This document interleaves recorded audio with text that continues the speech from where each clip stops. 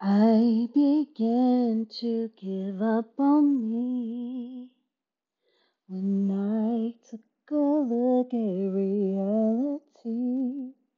I said, what am I still trying for? Lord, you don't need me anymore. It must have been something that I have done to make you choose another one.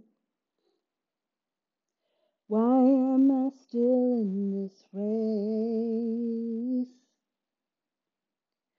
I know I'm losing my place. They told me I still want you, and I still need you. Nobody else can do what I want you to do. That's why I created